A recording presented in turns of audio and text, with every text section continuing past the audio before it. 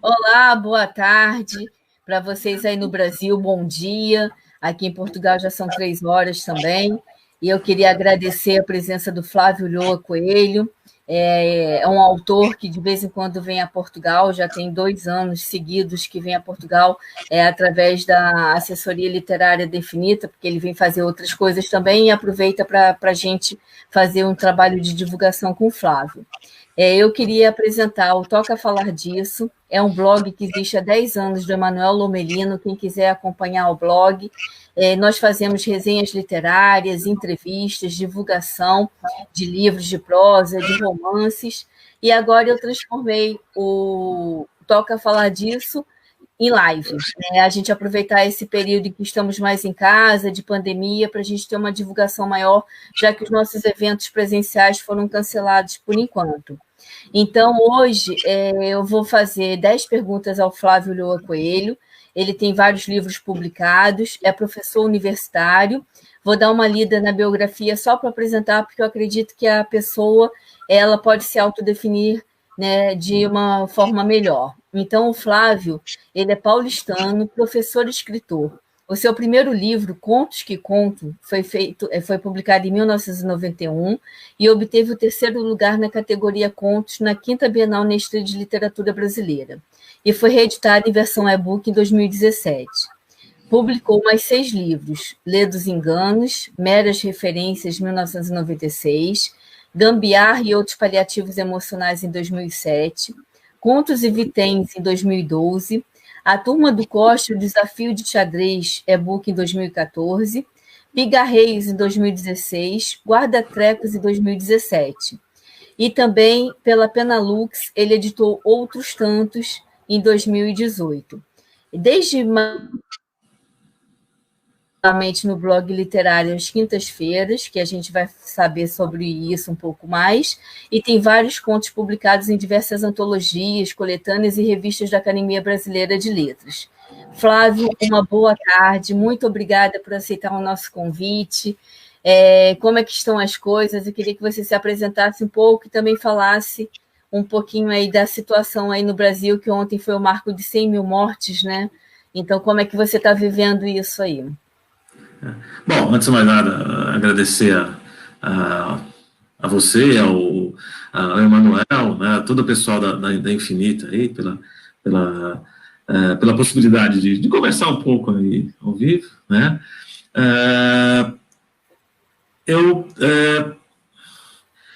É muito complicado essa história desse marco ontem, né, dos 100 mil mortes aqui, né? Nós estamos todos um pouco preocupados, né? O pessoal talvez mais sensato, né? Não está muito contente com a maneira como esse desgoverno tem atuado aí em várias direções, e acho que é o que aparece mais presente nesse momento é a questão da saúde, né? Mas não é só isso, né? Todo lado que a gente olha é um desgoverno total, né? Na educação, na ciência, na cultura, etc. É uma coisa assim absurda, né? Quando a gente pensa que é uma coisa que eu nunca vou entender, como é que 57 milhões de pessoas votaram nesse governo, nesse caminho, né? Nessa solução, né? Eu não vou entender. Lógico que tem agora as Madalenas arrependidas, todas, aqueles hipócritas de plantão, todos lá, não sei o que, fazendo um showzinho e tal, mas eu não consigo entender. Mas vamos voltar um pouquinho aí a história, né? Pessoalmente, estamos bem aqui, estamos em quarentena, né? Eu sou professor universitário, então estou fazendo um trabalho à distância, né, aulas à distância, dá muito mais trabalho, porque a gente não tem essa experiência, né, mas estamos em casa, tentando sobreviver, e olhando com preocupação um pouco esse ambiente aí. Como você disse, eu tenho essa vida meio dupla, né, de professor universitário e de escritor, né? Eu sempre me vi dessa maneira, como ligando um pouco essas duas coisas, né?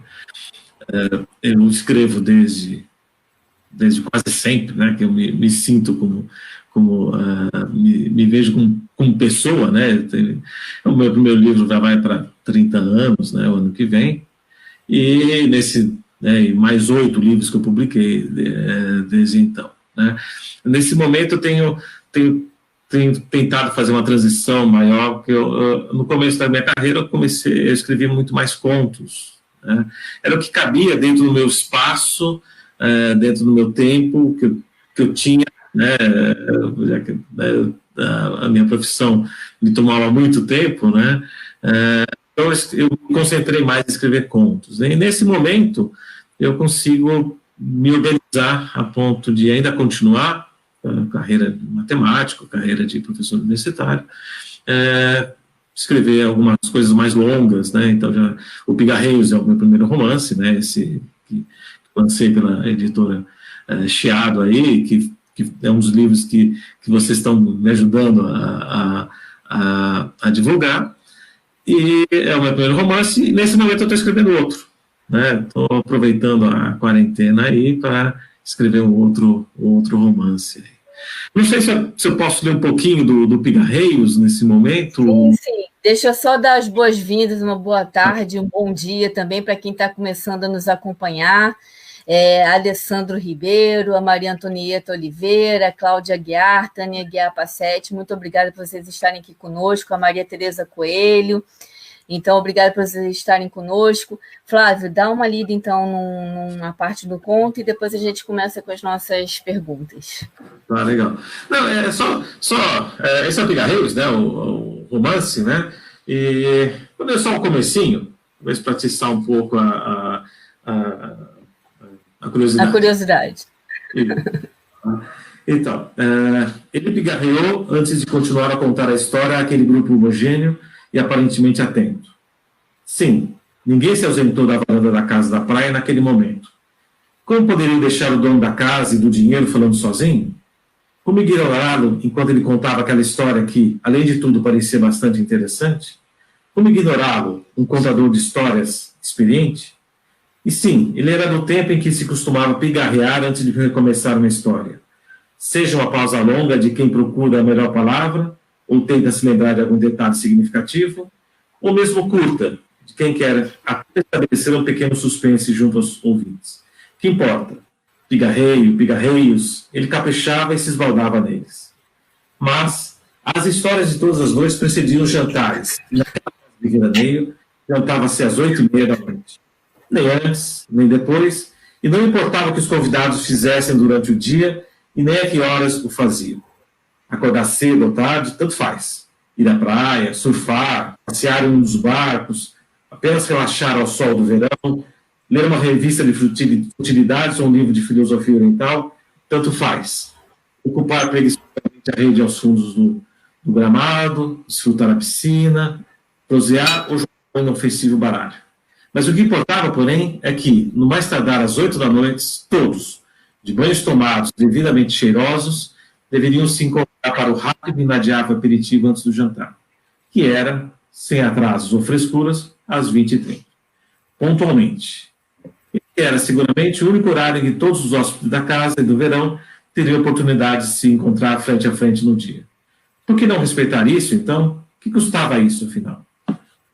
Esse é só o comecinho do romance, e aí tem a história que o doutor Agnello, que é o contador de história, vai contar, e essa história tem 2, 3 versões ao longo do livro, e tem um pano de fundo em que eu tento escrever uma certa elite paulista, né, paulistana, tal.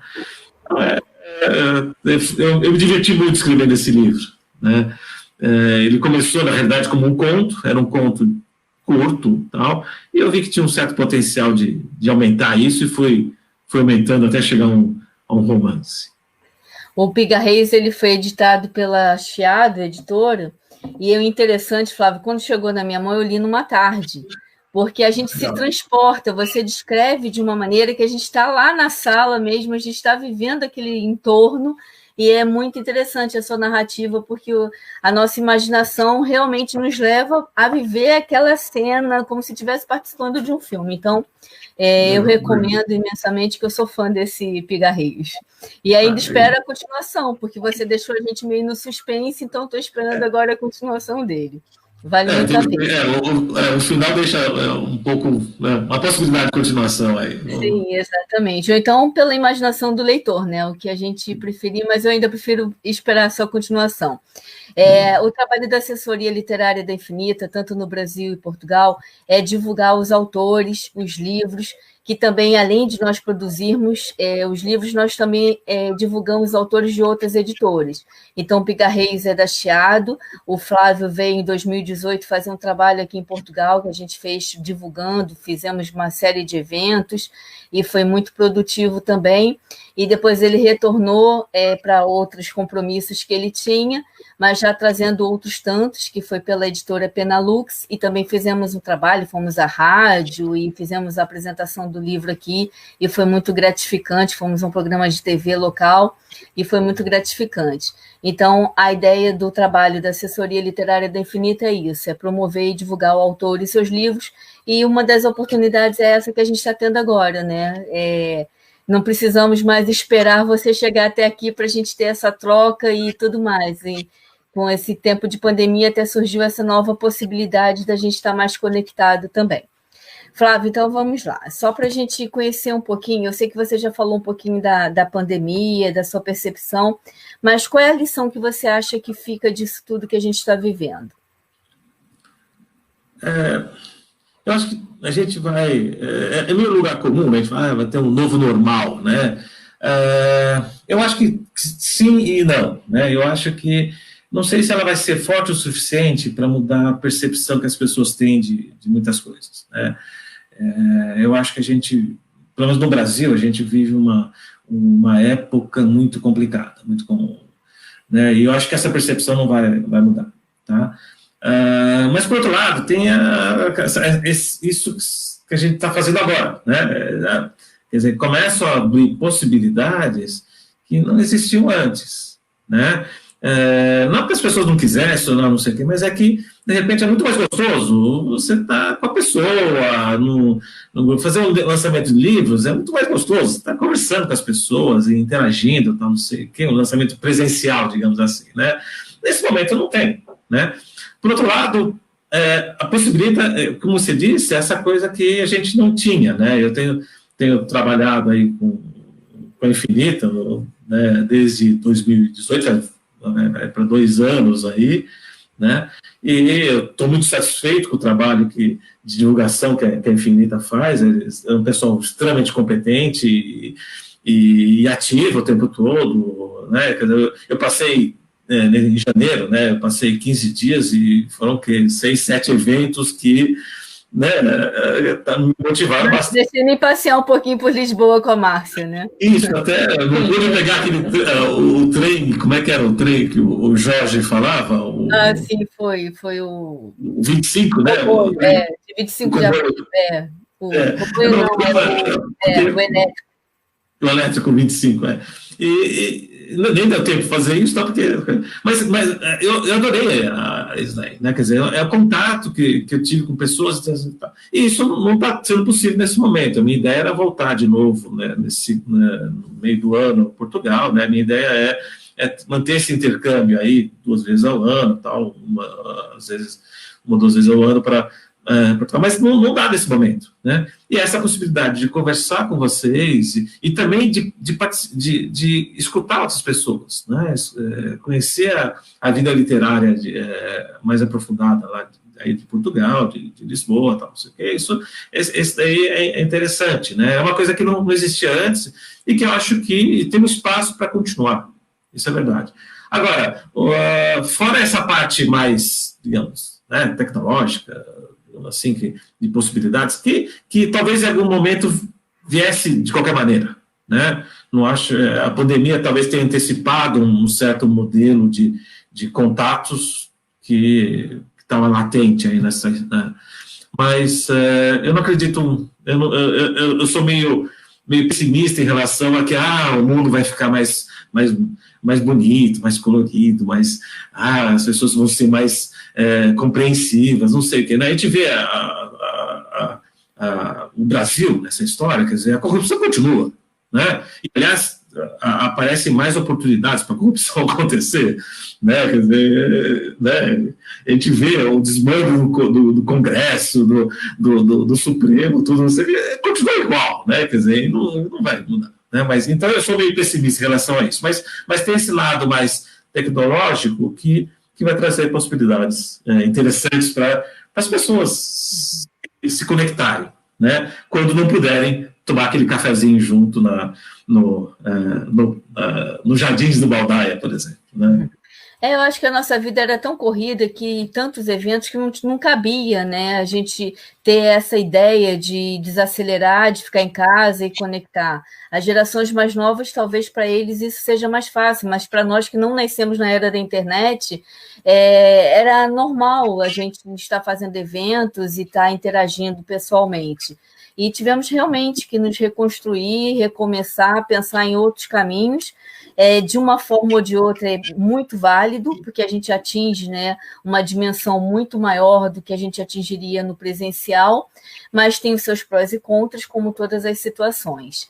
Eu queria agradecer a presença também do Valdir Aves, da Tânia Aguiar Passetti, José Alentado, Manuela Diniz, a Cristiane Aguiar Mancuso, e eu acho que a Maria Tereza Coelho, não, já tinha falado da Maria Tereza, e todos vocês que estão participando, muito obrigada. E, Flávio, você como professor universitário de matemática, com livros publicados nessa área, também escreve contos, romances, livros infantis, como administra todas essas ideias e organiza para os livros? Eu tenho... muitas pessoas me perguntam isso, né? Na realidade, eu só penso nisso quando as pessoas acabam me perguntando, né? Porque no meu cotidiano, eu não sei, sempre coube fazer as duas coisas, né?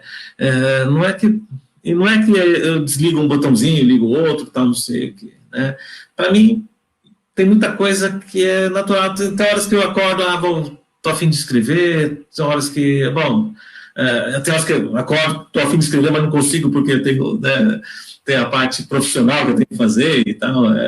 Então, ao longo da minha carreira, teve momentos que eu escrevi menos, não por falta de vontade ou por falta de ideias, não sei o quê, mas porque, né, tinha uma carreira que eu tinha que conduzir, etc. E tal. Mas eu não consigo ver dividir tanto isso, né? Eu escrever matemática ou escrever contos, eu acho que tem um elemento que é a questão de como se resolve um certo problema, né? Ou um problema matemático, ou um problema de passar uma ideia escrita, né? Quer dizer, você tem que dominar a técnica, é claro, né, tanto de um lado quanto do outro, né? E você nunca domina totalmente. Eu acho que, no meu caso, eu estou sempre aprendendo, né, tanto a técnica literária quanto a técnica matemática, né? Mas também alguma coisa, né, no caso da literatura, eu quero passar uma certa ideia. Como é que eu vou fazer isso? Quais são os elementos que eu quero passar? Como é que eu vou fazer? Não sei o quê. E isso também tem na matemática, né? Então, na minha cabeça, não tem essa dificuldade, digamos assim, né? Mas é interessante porque as pessoas são curiosas para saber isso, e eu tenho, né, eu acabo pensando e tentando organizar um pouco esse tipo de coisa, mas de início eu não tinha isso, não, né?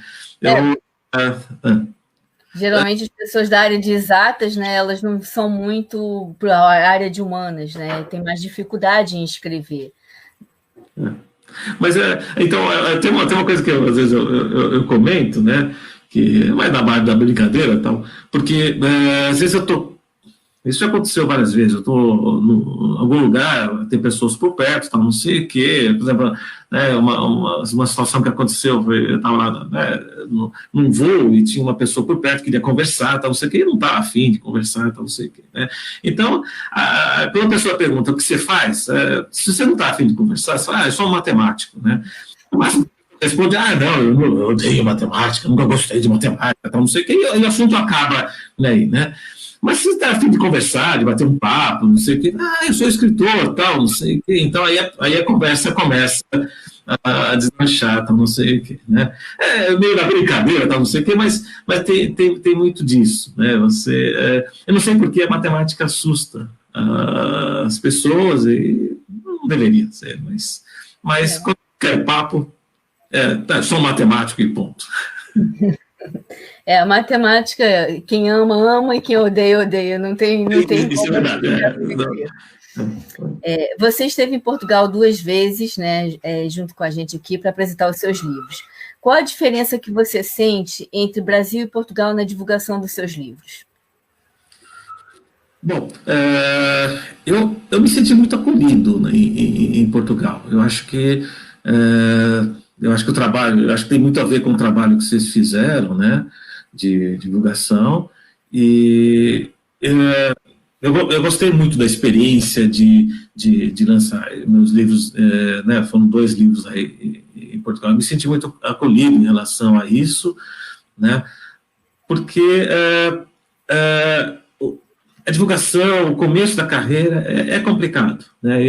Quando eu fui para Portugal e pensei em lançar os livros aí, eu não tinha muita ideia, né? Não conhecia quase ninguém, quer dizer, o pessoal que eu conhecia era o pessoal ligado à universidade e mais da área de exatas, né? Mas aos poucos eu tenho conseguido, acho que alcançar algumas pessoas. É diferente daqui né, São Paulo, né, em que eu tenho, ao longo do tempo, acho que é criado um certo grupo de pessoas que me acompanham, que leem, que participam dos lançamentos, etc. e tal, né? Mas lá em Portugal eu comecei do zero, né? Mas eu me senti muito bem acolhido lá, né? Agora, tem coisas em comum, né? Atualmente, as editoras não investem tanto na divulgação, você tem que fazer o seu trabalho, né? E por isso que no meu caso, né, consigo ter a ajuda de vocês, acho que é uma coisa que é bastante importante. Tá? Mas eu gostei muito da coisa e quero continuar a explorar mais a vida literária brasileira, a portuguesa, né, aí de Lisboa, porque eu tenho a impressão que os portugueses eles leem mais do que os brasileiros, né? No Brasil tem essa dificuldade, você é um grupo pequeno de pessoas em relação à população geral que costuma ler, entrar e pegar um livro e fuçar e tentar descobrir um autor novo, etc. Eu acho que em Portugal eu senti que tem um interesse maior nessa direção. Acho que eles têm mais curiosidade, eles tentam buscar mais esse tipo de coisa. Perfeito. Fale-nos um pouco do livro Pigarreios, né, que você leu há pouco, e do livro Outros Tantos, que o Pigarreios é um romance, né? E o Outros Tantos é de contos. Então, assim, como o espaço é para divulgar os seus livros, eu queria que você falasse um pouquinho de cada. Você já falou um pouco do Pigarreios, mas, assim, o que levou você a produzir um romance, já que você tinha todo esse tempo e essa definição para o conto, e o que depois te fez, né, editar pela Penalux e fazer o Outros Tantos. Bom, então, o Pigarreios, né? O Pigarreios, como eu disse, ele começou como um conto, né?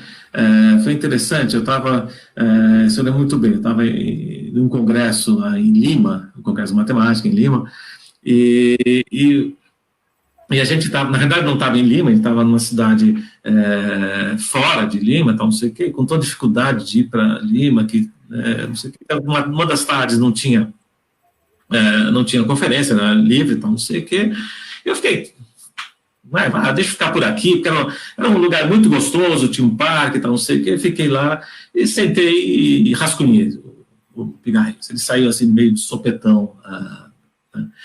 E aí, todo esse é o primeiro estágio da história, né?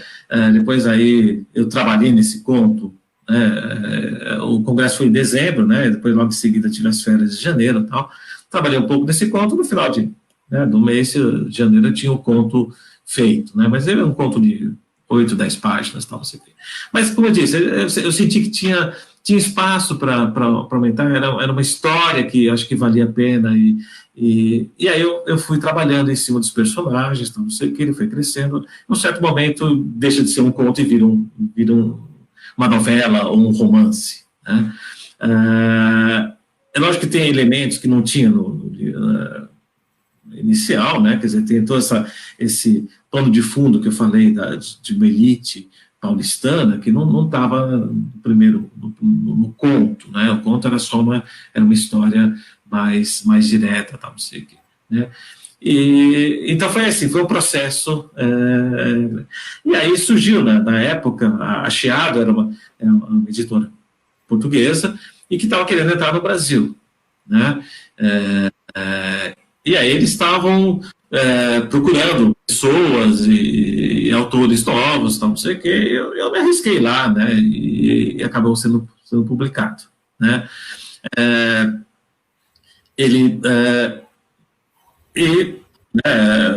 E aí acabei, depois, né, como o Chiado tem em Lisboa, acabei indo aí para lançar, né? E depois, no segundo momento, vocês estão fazendo trabalho de divulgação. Já outros tantos são outros tantos contos, era assim que era o nome inicial do livro, né? E eu tirei esse contos aí, né? É um pouco a continuidade do meu trabalho de escrever contos, né? Quer dizer, que vem com contos, contos, né?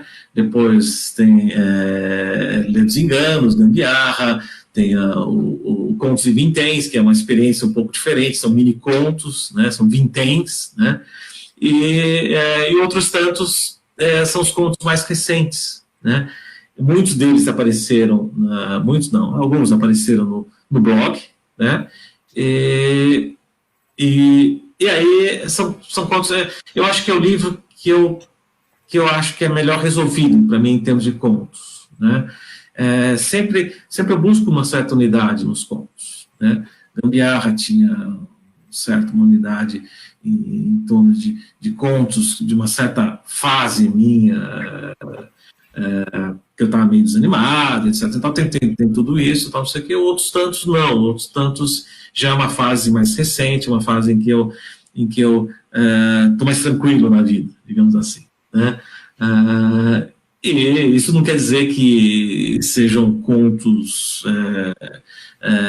sem trazer problemáticas, né? Eu acho que tem alguns que eu tento trazer o que eu vejo no cotidiano para isso, né?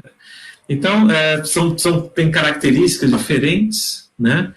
Mas, e outros tantos eu dividi, né, em 6 partes, que são baseadas nas palavras-chave que o Ítalo Calvino usou naqueles 6 textos para o novo milênio, né? Então ele tinha, eram 6 conferências que ele deu, ele tinha cada uma palavra-chave, né?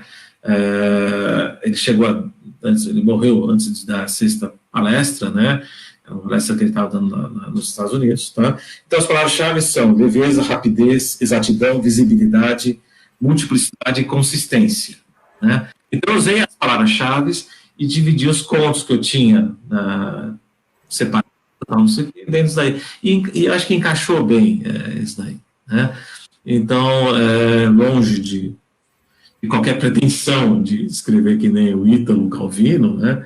Longe de ser representar qualquer coisa perto dele, tal, não sei o quê, mas as palavras-chave eu acho que funcionaram bem nesse livro. Sim, ficou muito interessante. Antes de passar para a próxima pergunta, você estava falando do aconchego de Portugal, né, da receptividade da acolhida que você teve. Nós estamos aqui com a Vieirinha Vieira, a Preciosa Covas, o Celso Cordeiro, a Sara Timóteo, a Tita Leal, e também já tinha falado José Alentado, Manuela Diniz, Maria Antonieta Oliveira. Então, os portugueses estão todos aqui também te acompanhando e mandando um abraço para você, e depois você responde a todos.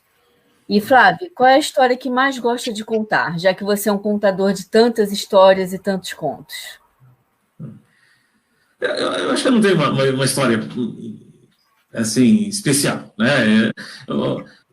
O que eu tento fazer é observar um pouco o meu cotidiano, né, das pessoas que me cercam, as minhas vivências particulares, tal, não sei o que, eu acabo transformando. Não que seja...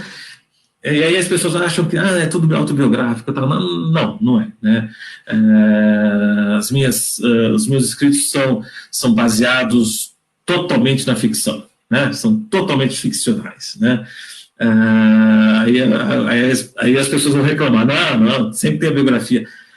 Sempre tem coisas biográficas, é lógico, né? Mas o foco dos meus contos, dos meus escritos, eu não tento ir nessa direção. Né? Mas eles fazem parte do meu cotidiano. Né? Eu vejo uma cena na rua, às vezes, aí surge uma ideia, aí no meio de um sonho, surge uma ideia, aí eu tenho que levantar rapidamente, escrever o que eu tive, né, o que eu pensei, que senão no dia seguinte já não lembro mais, não sei o quê. Então, eu não tenho uma história predileta, mas eu acho que eu talvez pudesse dizer que, no momento, eu tenho muito interesse em entender o que está acontecendo nesses tempos complexos aqui do Brasil. Né? Então, eu tenho escrito coisas assim, às vezes coisas mais diretas, às vezes coisas meio enviesadas, tal, não sei o quê. Né? Eu tento entender o que aconteceu. Né? Tem duas referências aí que parecem interessantes, né? Eu tento entender o que aconteceu entre o Vem Pra Rua, que foi aquele movimento de 2013, e o Fique em Casa, que é relacionado à pandemia, né? Tem esses 5 anos, 6 anos aí, aconteceram muitas coisas, golpes e mais várias coisas possíveis aqui nesse país. Eu quero entender um pouco isso, né? Eu quero talvez, sei lá, e se entender, dar algum tipo de contribuição nisso. Muito bom. Se dependesse de você, né, já que você está falando nisso, o que mudaria nos tempos atuais dentro do segmento literário? Eu acho que a grande dificuldade, muitas vezes, as pessoas tentam entender por que é tão difícil publicar, divulgar. Na realidade, atualmente não é difícil publicar. Publicar é fácil, né?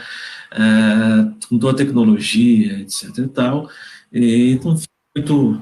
Cara, se quiser bancar o seu livro, não é uma coisa absurda como era há tempos atrás, né? Mas acho que não é esse o ponto, né? Eu acho que a grande dificuldade é a divulgação, a grande dificuldade é que as pessoas às vezes não estão com tanta vontade de descobrir coisas novas, né? E essa talvez seja a grande dificuldade. E isso tem a ver com um pouco a falta de empenho de governos passados, atuais, e investir na educação. Né? Eu acho que, na medida em que você não tem uma educação muito sedimentada no país, você não vai ter leitores. Né? E esse é o ponto. Né? Como você vê, por exemplo, a diferença cultural, né? Nem precisa ir muito longe. Se for aqui para o Uruguai, por exemplo, para a Argentina, apesar de dificuldades econômicas que eles têm em relação ao Brasil, o Brasil não sei se está tão bem assim, né? Mas você vê o pessoal lê bastante. Você vê a quantidade de livrarias nas ruas, de pessoas lendo em Buenos Aires, Montevidéu, que eu gosto, uma cidade que eu gosto muito, né? Você vê isso, né? Nem precisa ir muito longe, não precisa ir, por exemplo, para a Europa, em que você tem essa preocupação, é uma preocupação da sociedade. No Brasil, não, né? Parece que a gente... né? E se não é um best-seller, você não precisa ler, e só os best-sellers têm espaços, né? Quer dizer, eu particularmente, eu adoro entrar numa livraria e começar a fuçar livro, e às vezes eu saio com livros que eu não pensei em comprar, mas eu olho, dou uma lida, acho gostoso, e pessoas desconhecidas, e acabo lendo, né? Gostando ou não depois, né? Mas tem uma certa coisa. Eu acho que eu acho que a questão é muito mais profunda do que alguma coisa que a gente possa fazer a curto prazo, né? Eu acho que sempre tem os guetos, né? Aqueles grupinhos, não sei o quê, que não deveriam existir, né? É claro, mas não é isso. Eu acho que o ponto principal. Acho que o ponto principal é uma falta de cultura de leitura, né, no nosso país, aqui no Brasil, né? E uma das coisas as coisas da diferença que você falou com Portugal, eu senti que lá as pessoas leem mais, né? Você vê as pessoas lendo no metrô, no ônibus, você vê, né? Você sente mais uma preocupação com isso. Agora, não sei se com a invasão brasileira aí, se isso pode mudar para pior ou não. Não, mas você está certo, a base é a educação. Aqui eles leem os maias com 9 anos de idade, né? Tem todo um incentivo literário muito forte quando a criança está na escola e escola pública.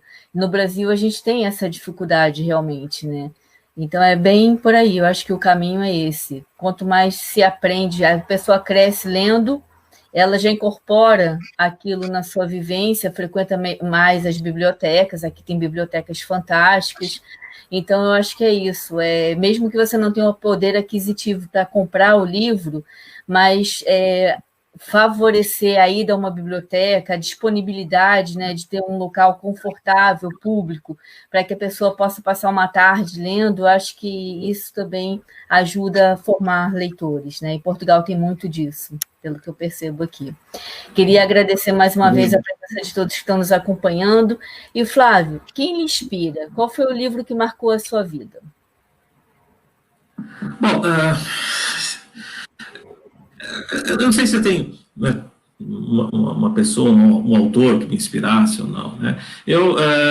Depende da época da minha vida, eu me concentrei em leituras de certas maneiras. Então, no começo, acho que por causa do bom literário latino-americano, eu lia muito Cortázar, Borges, Vargas Llosa, Garcia Marques, Scorza, que é um escritor peruano, só abrindo parênteses, né? Quer dizer, eu li o Scorza, né? Ele é pouco traduzido no Brasil, né?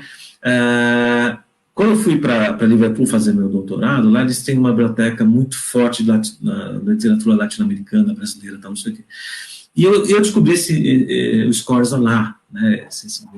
Ele tem uns livros, uma coleção de livros sobre a revolução, sobre os anos 60 do Peru, tal, não sei o quê. E quando eu fui quando fui para Lima, nessa última vez que eu mencionei que eu escrevi o Pigarreios, né? Eu fui atrás e é incrível, eu não consegui comprar lá os livros dele, que eu queria comprar essa coleção para mim, né? Essa coleção acho que são 6 livros e não consegui comprar, né? Quer dizer, não tinha lá. Eu fui na Casa da Literatura Peruana, que é uma casa no centro lá de Peru, de Lima, desculpa, e lá tinha uma livraria, e eles não tinham esse livro, O cara conhecia, não sei o que, ele falou, inclusive, era um cara muito simpático, que contou histórias do Scosa para mim, então não sei o que. Quer dizer, ele tinha um conhecimento do escritor, mas não está sendo publicado mais, né? Está esgotado e não se publica. Quer dizer, a gente perde muito, né? Então, voltando um pouco à história. Então, é um autor que eu li muito e gostaria de reler, né, nesse momento, não sei o que. Então, no meu começo da minha vida mais jovem, eu li muita coisa latino-americana, né? E aí aprendi meu portunhol lendo livros no original. E depois foi passando, né? Não sei o que. Li muita, como eu disse, lá em Liverpool, eu tinha essa biblioteca latino-americana e brasileira. Eu li muitos clássicos brasileiros lá, né? Literatura brasileira, tal, não sei o que. Eu estava, muitas vezes, o meu orientador até brincava comigo, que eu frequentava mais a biblioteca na parte de literatura do que de matemática, né? Meio na brincadeira, não sei o quê, mas... E aí... mas depois eu vim, aí tem uma fase que eu li muito, sentei e li toda a obra do Guimarães Rosa, que nem é tão grande, mas é bastante significativa. Depois tem uma fase que eu li toda a Clarice. Então, eu vou lendo essa... né, né, esses dias aí, aproveitando a pandemia, eu li o Tempo e o Vento, da Érico Veríssimo, né, que são 7 volumes, então, não sei o que, eu olhava aqueles 7 volumes ao longo dos anos, aí, um dia eu vou sentar e vou ler direto, né, e a pandemia me ajudou muito nessa história. Então, eu não sei se tem um autor que me marca assim, né, talvez... se alguém analisasse a minha obra, talvez achasse influências que eu não estou vendo, né, eventualmente. Lógico, mas eu tenho certeza que tudo que eu leio, de alguma forma, influencia em algum momento, né. Talvez eu pudesse mencionar 2 livros que eu leio leio e releio com uma certa frequência, né. Um deles é o 100 Anos de Solidão, né? Acho que desde que eu li a primeira vez, é um livro que me fascina muito e cada vez mais eu encontro coisas lá, né? Então acabo lendo e relendo, né? E o Grandes Sertões do Guimarães Rosa, né? Que é outro livro que, sei lá, é excepcional, acho que não dá para não ler, né? Mas são livros que eu acabo lendo e nunca me canso, né? Mas eu não sei se dá para se destacar só esses 2, né? Tem outros que eu volto uma frequência grande. E o blog As Quintas-Feiras comemorou agora 5 anos, né? É um desafio escrever semanalmente sem interrupções. Conta um pouquinho, fala um pouco da gente do blog. Era uma pergunta, mas agora eu queria que você contasse um pouco sobre o blog, como é que é esse desafio de você semanalmente, durante 5 anos, ininterruptamente, estar publicando ele. Tá. Bom, o blog chama As Quintas-Feiras, né? .blogspot.com, né? Foi uma coisa que... Foi um momento que eu senti a necessidade de colocar na minha rotina uma escrita constante, né? Como eu disse, né, por muito tempo eu escrevia esporadicamente, às vezes tinha tempo de escrever, né, pegava umas férias, escrevia mais, outros momentos passava meses e meses sem escrever, e eu queria colocar uma certa rotina. E aí eu falei, deixa eu me policiar para escrever, publicar alguma coisa a cada semana. Então, é um blog que, cada quinta-feira, tem um texto novo, né? Texto novo no blog, né? Muitas vezes eu pego os contos que eu já tinha publicado em livros mais antigos, tal, não sei o que, e republico, tal, para as pessoas que estão me conhecendo agora, conhecerem também o meu trabalho mais antigo. Não sei o quê. E eu achava que, eu vou por uns 2 anos escrever isso e tal, né? O problema não são as quintas-feiras, o problema são as quartas-feiras, né? Que eu chego, às vezes, nas quartas-feiras de manhã e falo, não sei o que eu vou publicar hoje, para amanhã, né? E já aconteceu de eu estar um pouco mais tranquilo em termos de tempo e começar do zero alguma coisa e conseguir completar na quarta-feira. Eu sou um escritor muito lento, né? Eu escrevo, eu gosto que as coisas fiquem amadurecendo, tal, não sei o quê. Então, essas coisas muito rápidas, assim, não sei o quê, precisa escrever um texto para amanhã, tal, não sei o quê, muitas vezes não funciona comigo, né? Mas já aconteceu isso nas quartas-feiras, né? Mas, em geral, eu tenho já um certo número de coisas pré-escritas, não sei o quê, então, quando eu publico na quinta-feira, já começo a pensar na semana seguinte, aí começo a trabalhar um texto, não sei o quê, né? Mas eu também, como eu disse, eu tenho... já são 5 anos já, né? Em maio completou 5 anos, e eu acho que talvez não pare tão cedo aí, né? De publicar isso. Tem sido bastante interessante, eu tenho sentido que de tempos em tempos, o número de pessoas que acessam para ler tem crescido, né? Quer dizer, a média de acesso é uma média que tem crescido, que é bom, né? A gente escreve para ser lido, né? A gente não...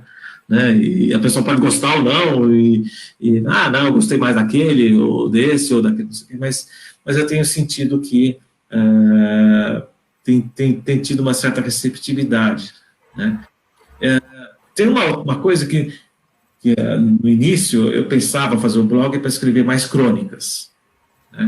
Crônicas é uma coisa que eu não tenho tanta experiência, e eu queria, deixa eu começar a escrever. E acaba isso transparece um pouco, né? Eu tenho crônicas, mas talvez seja 10% do blog sejam de crônicas, né? A maior parte são de romances, e eu estou fazendo algumas poesias de vez em quando aí, né? Para os poetas falam, isso não é poesia, tal, não sei o quê, tá? Mas tudo bem, né? Eu tenho tentado fazer um pouco nessa direção aí. Tem a prosa poética, tem a poesia livre, então você saindo de um conto com toda... você tem habilidade para o romance, tem habilidade para o conto, tem habilidade para a prosa, para o livro infantil, então para escrever uma prosa poética, uma poesia, também vai ser um grande exercício, mas não é nada muito difícil, não. Tá, é um desafio. Deixa eu só convidar todo mundo a acessar o blog e me acompanhar lá, porque todas as quintas-feiras tem um texto novo lá. O Emanuel Lomelino também há 10 anos que publica ininterruptamente no blog, né, o Toca Escrever, e também no Toca Falar Disso. E principalmente no Toca Escrever, todos os dias, há 10 anos, ele tem esse desafio. Eu admiro muito vocês dois, porque eu não tenho essa rotina, então eu fico admirada de como é que vocês conseguem, né, durante tantos anos, manterem essa rotina. E quanto às quintas-feiras, todas as quintas-feiras a gente também está publicando e divulgando para lembrar o pessoal para te acompanhar. E depois eu vou falar dos livros também, mas quem é Flávio Lhoa Coelho no Reflexo do Espelho? Opa! Eu acho que atualmente o Flávio no espelho é um cara que precisa cortar o cabelo, cabelo muito grande, muito feio, não sei o que, acho que, né? Não sei, eu acho que atualmente o que eu me vejo no espelho é uma pessoa mais de bem com a vida, mais tranquilo. Eu ainda mantenho um pouco da ansiedade que eu sempre tive e tal, não sei, que eu sempre quero fazer as coisas, eu não consigo ficar meio parado, tal, não sei o que, mas eu acho que nesse momento da minha vida, não sei se a pandemia ajudou a me colocar um pouco mais nessa direção, ou se realmente é o fato de eu chegar aos 60, né, e me trouxe uma certa tranquilidade que talvez não tivesse antes, né? Mas acho que é um pouco isso. Apesar das dores da idade, né? que é inevitável, né? Não sei o que tal. Eu acho que eu estou mais tranquilo atualmente. Então é isso que eu me vejo no espelho. Além como eu disse, do cabelo que eu preciso cortar. Ai, que bom.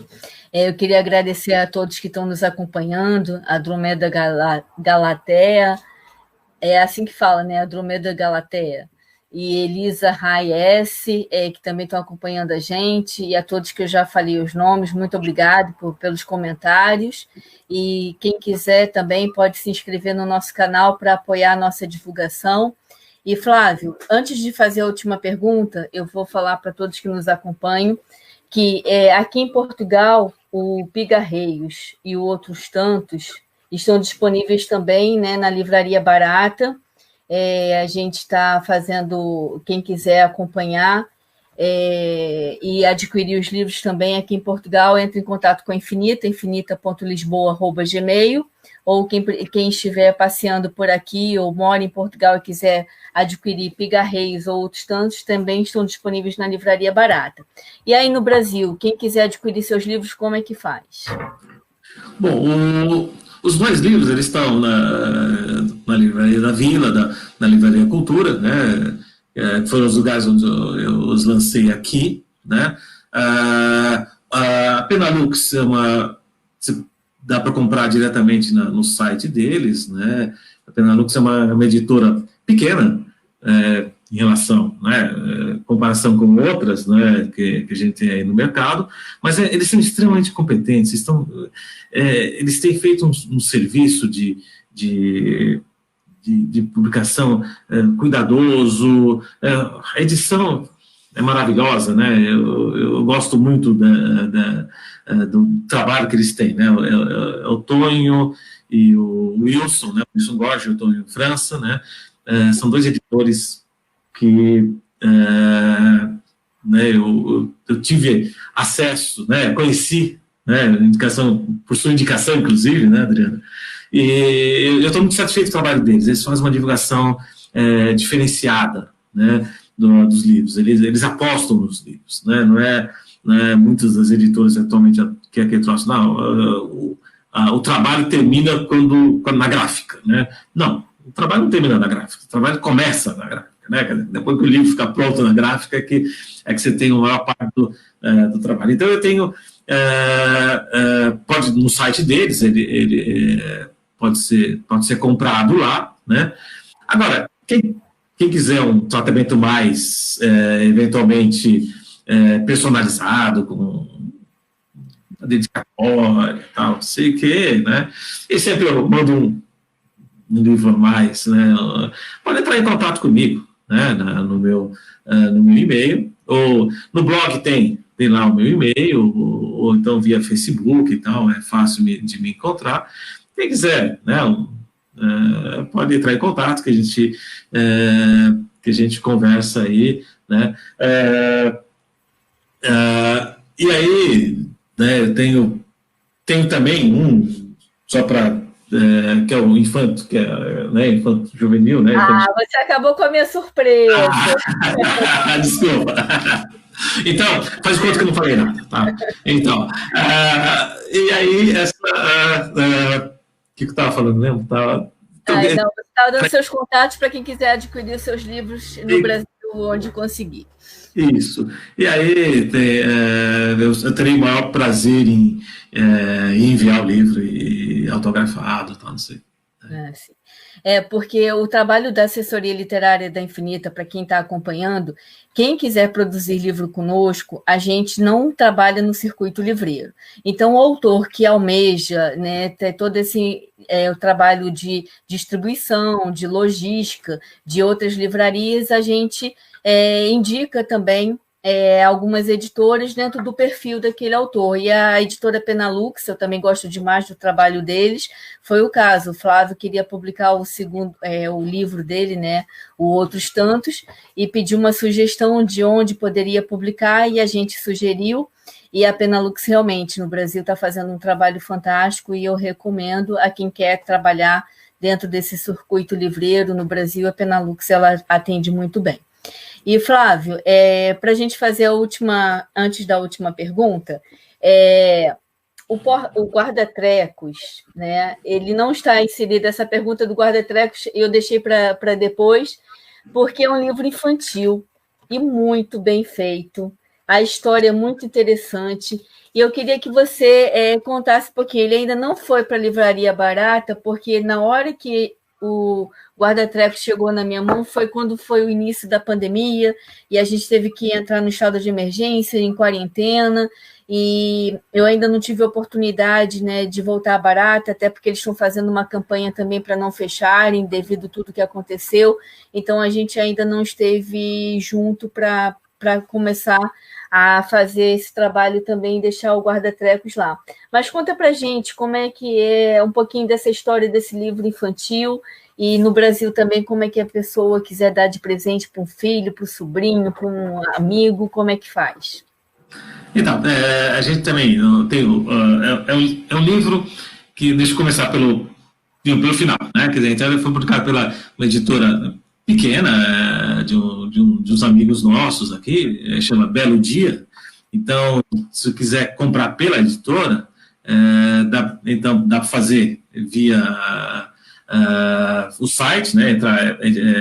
Belo Dia, que chama, editora, e aí tem a lojinha lá, que tem os livros que eles publicam, então não sei o quê, dá para comprar diretamente ali, vai ser entregue rapidamente, né?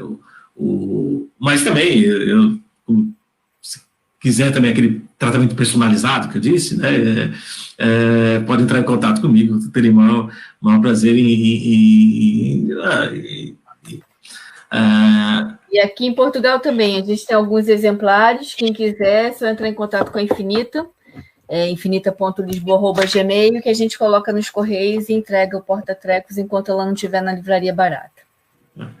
E só uma coisa que esse texto, né, foi guarda-trecos, né?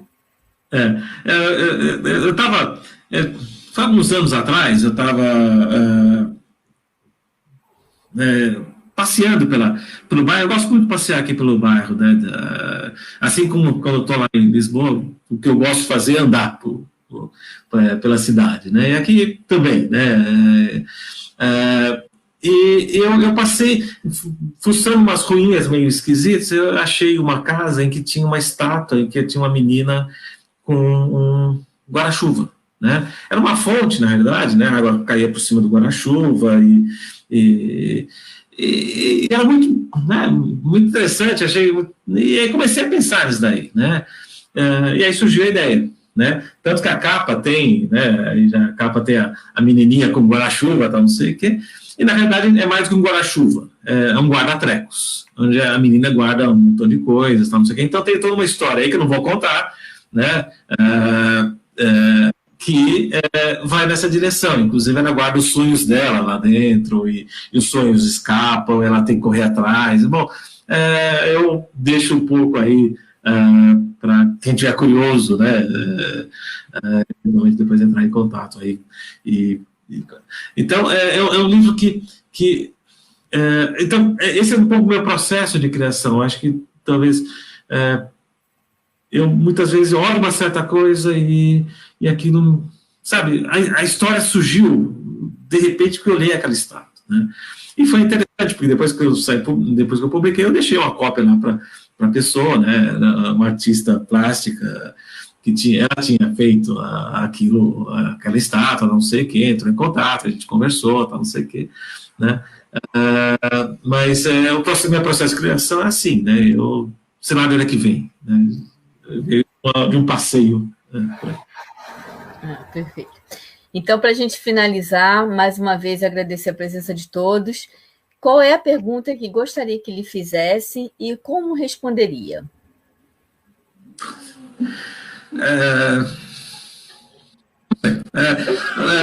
Bom, talvez uma pergunta que eu me faço todo dia, né, que é: por que você continua escrevendo, Flávio? Né? Às vezes eu acordo assim e falo: por que você continua escrevendo? Tem coisa, sabe? Fica lendo, tem tanta coisa já escrita, né? E eu não sei, eu só sei que eu continuo escrevendo e gosto, né? E eu escrevo para ser lido, né? Recentemente eu vi uma entrevista de um escritor que fala não, que ele não interessava os leitores, ele escrevia para ele só e tal, não sei o quê. Eu acho que eu escrevo para ser lido, né? Se eu sou lido o suficiente, eu acho que não, eu acho que nunca eu acho que eu vou me achar que eu sou lido o suficiente, né? Mas talvez aí, né, quer dizer, eu me pergunto, e aí muitas vezes eu entro em crise, né, passo 2, 3 dias, não, nunca mais vou escrever na vida, eu não sei o que, então depois eu volto e escrevo, né, sempre escrevo. Então, talvez essa pergunta, por que eu escrevo? Eu não saberia dizer, né, não saberia responder, mas a pergunta talvez fosse essa, né. Perfeito. Então, Flávio, olha, eu queria agradecer pela confiança que você sempre depositou no nosso trabalho nesses 2 anos, né, de assessoria literária da Infinita.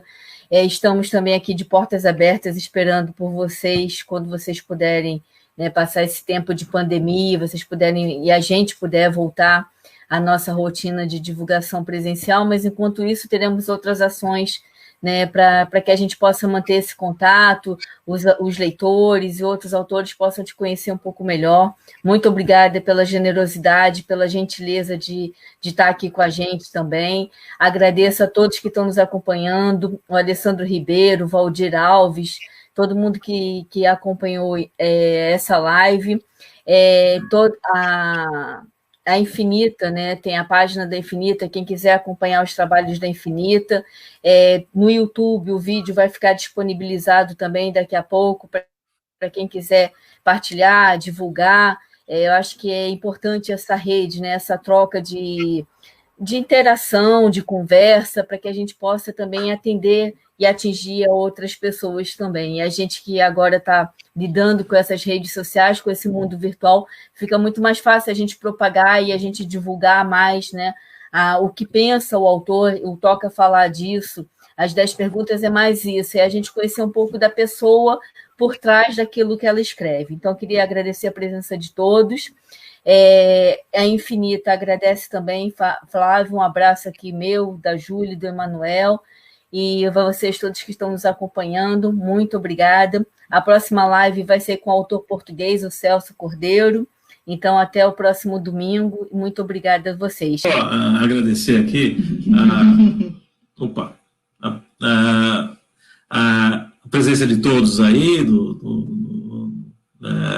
e que acompanharam, né, essa conversa, e agradecer, claro, a Infinita. Eu acho que eu estou muito... foi um prazer pessoal e profissional, né, trabalhar com a Infinita, né,